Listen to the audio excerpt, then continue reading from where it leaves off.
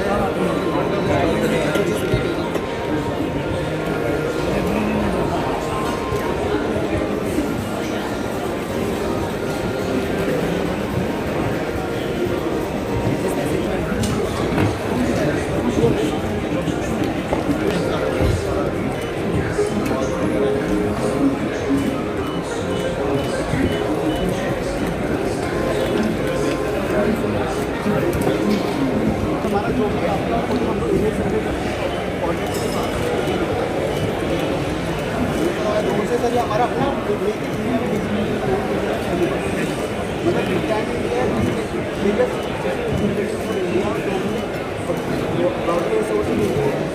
हमारे सारे डिजिटल जाते हैं। हम सर अपने स्टार्ट किया, हमारे अपने हमारे प्रोडक्ट रेडी हो गया।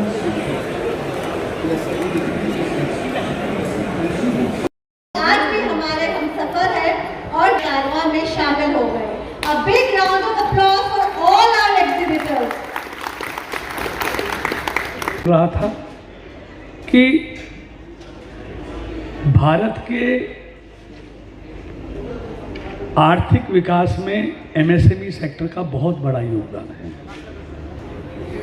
तो इसलिए मैं यूँ कहूँ कि जो उद्योग हैं भारत की अर्थव्यवस्था की रीढ़ है।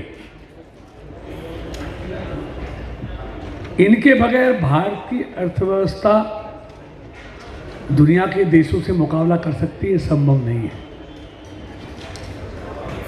और मोदी जी का जो विकसित भारत का सपना है, आत्मनिर्भर भारत का सपना है, वो आपके बगैर पूरा नहीं हो सकता। और पिछले समय से लगातार जो ऑटो इंडस्ट्री है उसने बहुत अच्छा किया है। ग्रोथ करनी है, इकोनॉमिक ग्रोथ बढ़ानी है, देश की आर्थिक अर्थव्यवस्था को पटरी पर रखना है। तो इसलिए समय रहते आपकी समस्याओं का समाधान करना सरकार का भी और हम सबका कर्तव्य भी है। चाहे वो सड़कों की हो, बिजली की हो, कनेक्टिविटी की हो। मैं ज़्यादा कुछ उस विकास पर कहने नहीं आया। मैं आज आपको विश्वास दिलाता हूँ, गुड़गांव के लिए एक कनेक्टिविटी है। आप अगर धौलाकुआं से चलो, शाम के टाइम अगर 4:30 भी चलो और गुड़गांव पहुँचना हो तो आपको घंटों का सफ़र तय करना पड़ता है। देखिए, फरीदाबाद के IMT इंडस्ट्रियल एक्सपो 2022 का आज यहाँ पर शुभारंभ हुआ है। राणा जी जो इस IMT के अध्यक्ष हैं, उनके द्वारा, उनकी पूरी टीम के द्वारा इस तरह के आयोजन हर साल होते हैं। और यहाँ की इंडस्ट्री के कारण फरीदाबाद की देश और दुनिया में पहचान है। हर चीज़ जो दुनिया में उपयोग में लाई जाती है मैक्सिमम यहाँ पर हमारे उद्योगपतियों द्वारा बनाई जाती है। और औद्योगिकरण का जिस तरह से मोदी जी की सरकार में बढ़ावा हो रहा है, एक्सपोर्ट बढ़ रहा है,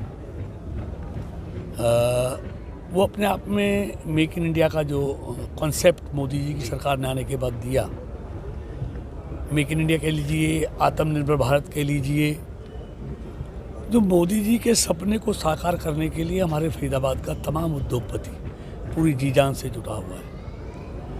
आज सेना के प्रयोग में इस्तेमाल आने वाली सामग्री, युद्ध सामग्री, जो पहले सारी बाहर से इंपोर्ट होती थी, आज 70% खुद भारत में बनने लगी है। सिर्फ इंपोर्ट कम नहीं हुआ, हमारे यहाँ की जो करेंसी थी उसकी भी बचत हुई है। जो विदेशी मुद्रा है जो उसमें इस्तेमाल होती थी उसकी भी बचत हुई है।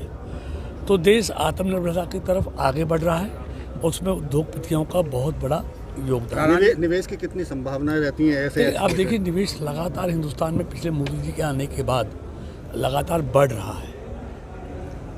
आज दुनिया के बड़े बड़े उद्योग भारत की तरफ, और भारत सिर्फ उत्पादक देश नहीं है, यहाँ दुनिया का सबसे बड़ा उपभोक्ता भी है।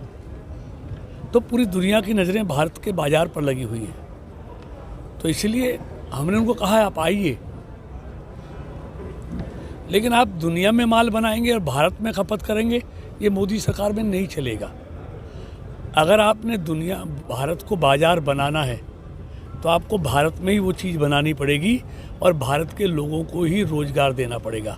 ये नहीं आप रोज़गार चाइना में दें और खपत भारत में करें, ये मोदी सरकार में नहीं चलेगा। राहुल गांधी आपकी लोकसभा से निकल रहे हैं, कोई डर है? क्योंकि जिस तरह से दावा कांग्रेस का है कि लगातार लोग जोड़, देखिए फरीदाबाद में उनका स्वागत है, फरीदाबाद से निकलेंगे तो हम उनका स्वागत है। उनका क्या है, ये देश एक है, आप भी सबके सबका देश है। स्वागत का मतलब क्या, यात्रा में शामिल होंगे आप?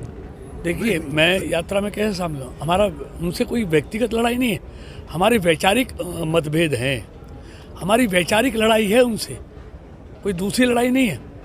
हम अपने विचारों के लिए काम करते हैं, वो अपने विचारों के लिए काम करते हैं। हिमाचल में सीएम को ट्रेड हो रहा है काफी। देखिए ऐसा बुटानी जी, ये आप जैसे लोगों की ये फैलाई हुई खबरें हैं और लगातार 8 साल से यही काम में लगे हुए हैं। बीजेपी की मुख्यमंत्री जी को पहले दिन से आप हटा रहे हैं। ये सोशल मीडिया से हट पाए हैं क्या वो? बीजेपी के नेताओं देखिए, मैं बुटानी जी एक बात कह रहा हूँ, अगला चुनाव भी मनोहर जी के नेतृत्व में लड़ेंगे और तीसरी बार भी भारतीय जनता पार्टी की हरियाणा में सरकार बनेगी। हिमाचल में कांग्रेस सीएम तय नहीं कर पा रही है। मुझे उनके घर से क्या लेना, उसकी चिंता वो करें, हमें चिंता थोड़ी उनका।